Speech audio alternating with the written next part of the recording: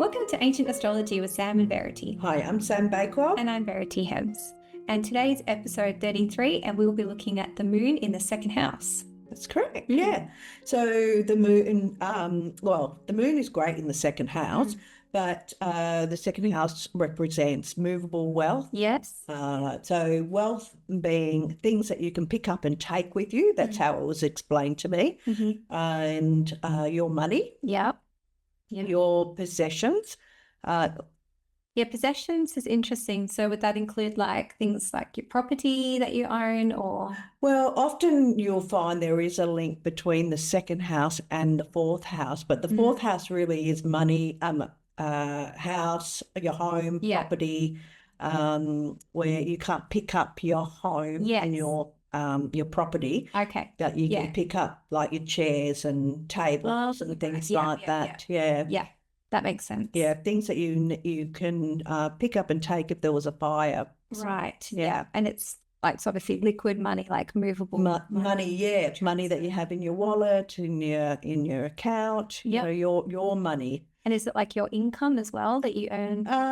It can be your income, but that sort of gets into career a little bit, and the moon isn't representative of your career. It's 3 planets that are. And if they make an aspect to the moon that's in your second house, well then that will tell you what career path that you will go down. Interesting. But there is a bit more to career. I mean, you've got to look at your 10th house, the 6th house, But the moon would be good as a planet that's in the second house. That's not a malefic planet. Yes. Or not the malefic of sect. So it would be good for. That you could earn income. Like if you had the moon and cardinal sign in that house, well, that's going to tell me that your finances changes a lot. Yes, fluctuates. Yeah. But if you had it in fixed signs, well, then that's going to be much more stable. Yeah. And then I guess depending on the dignity would be whether that's good or bad. Yeah, exactly. Exactly. Yeah. Moon in Capricorn, there's going to be loss of money there. Yeah. And those that you support also, or support you.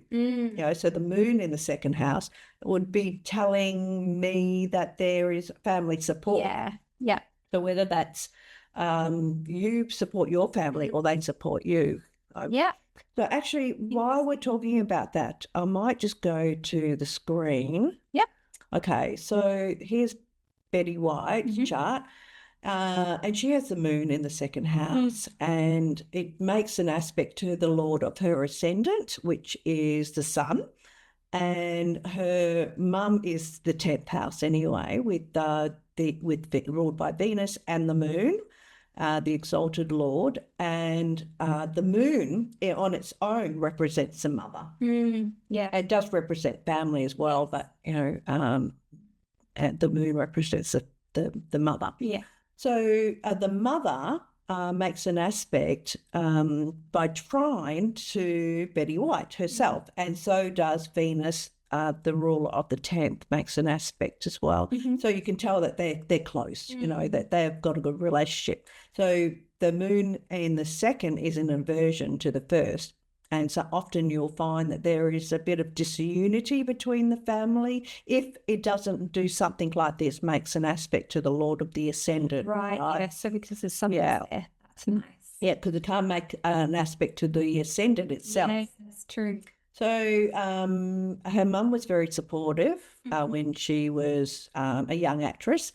And then Betty White would give her money when she was making money. Yeah, so she led a very comfortable life. And she was always there at the set when she was young.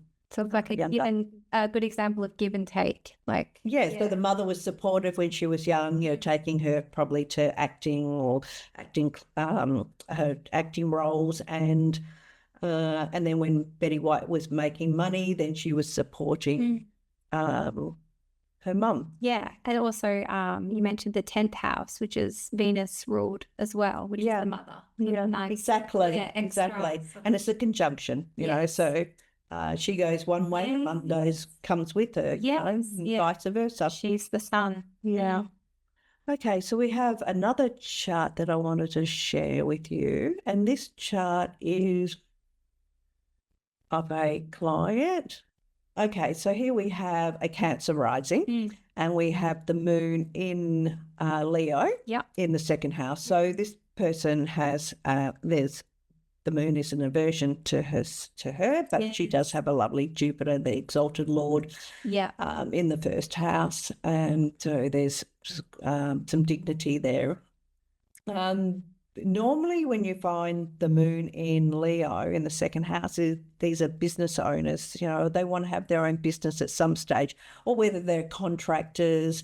You know, they do something that they want to be their own boss, their own leader. Yeah.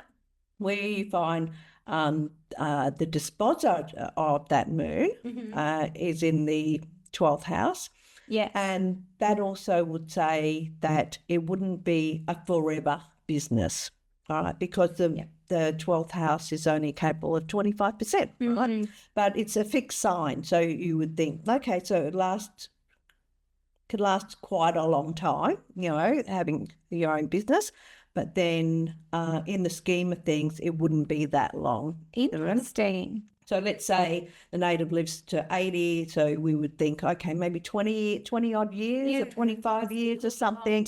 It's a long time because it's a fixed sign. Yeah. People can go the distance. Yeah. But it's not going to, be something they can pass down and it will continue on. Exactly. Because the dispositor is, you know, is not in an angular or succedent house. And also it hasn't really got any dignity. No, it was speaking Gemini. Yeah. And that's interesting. Then would that be the fact that they, if it's in Leo, the moon in the second house, would that be because the 10th house is Aries? Is that why they would run their own business? Because there's that connection to the sun. That also adds to it, of course, because that is her career. Yeah. And it's just interesting that happens. Or maybe it's it's just something to do with... There was something that I wanted to say about that, but just the moon in Leo on its own. I mean, in the moon in Leo in the second house is always going to, the dispositor is going to be the sun, and the angle's always going to be Aries, right? So that's probably going to be the case for all charts in this kind of configuration. So, okay, so that's a double kind of thing saying the same thing, basically. Yeah. Maybe it's more so when they've got the moon in Leo that you've noticed. Yeah. The moon was in a different... the moon was in Leo in a different house, and you're right, doesn't do anything to the 10th house of the career. Yeah, I haven't seen the native... Or if they didn't have the moon in Leo, but they were still Cancer rising. Like if the moon was somewhere else, like in their third house. If the moon was in the third house, okay, In career.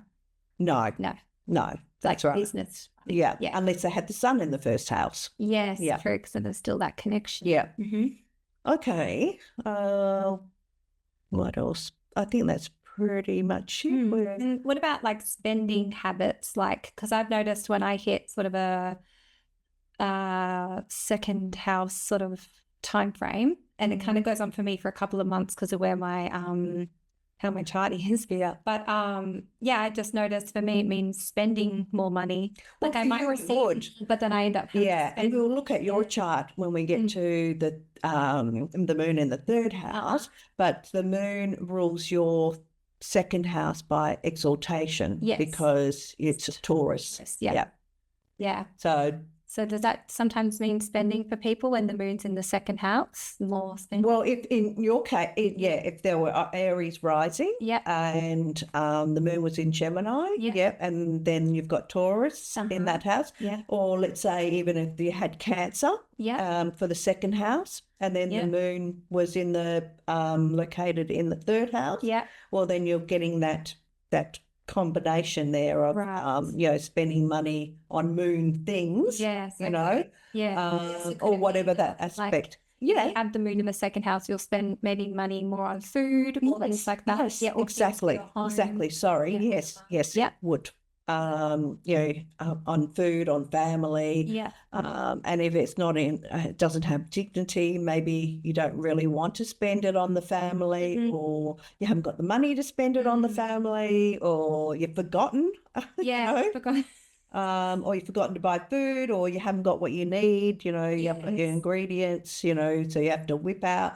So yeah, that all becomes, predictive, Yes. like what we're predicting for the native that's going to happen in that month, if it so happens it's the second house, or even if it's a perfected second, the moon's in the perfected second. Yes. That's the time frame where you're going to be spending money on that. Yeah, so it's good to know that. Yeah. Because I think it helps us sort of plan for as much as we can for things, doesn't it? If we can see like,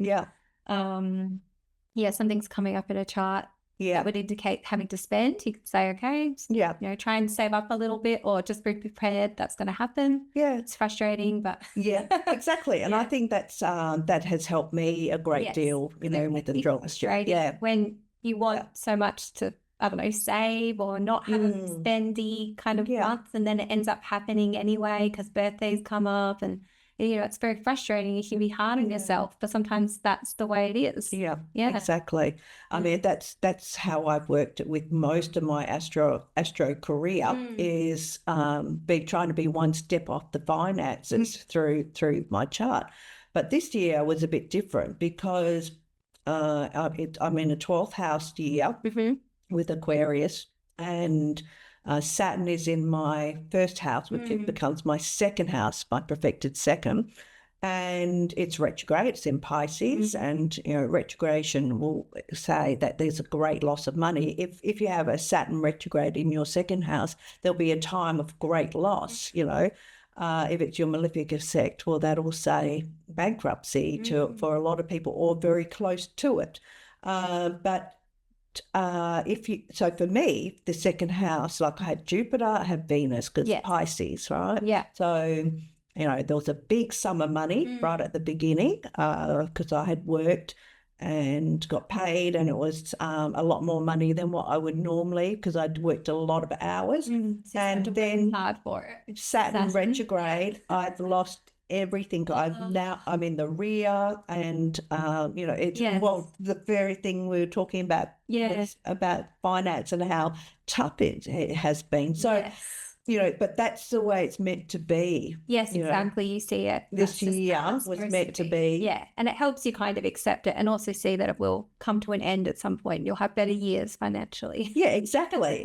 Yes. And I guess so if someone had a moon in Aquarius or Capricorn in the second house, they can take hope that depending what year it is, it won't always be their financial house for that year. Yeah, that's right. Yes, well, I think the moon in Aquarius in that second house is better than not having any planet there at all, because it's being ruled by Saturn, and it will depend on what Saturn's doing in the chart, and whether it's your malefic sect. Yeah, where Saturn is. But let's say it was really disastrous Saturn. Yeah, Saturn and you had the moon in Aquarius. At least that's a planet that's going to be able to help you through finance. Finance.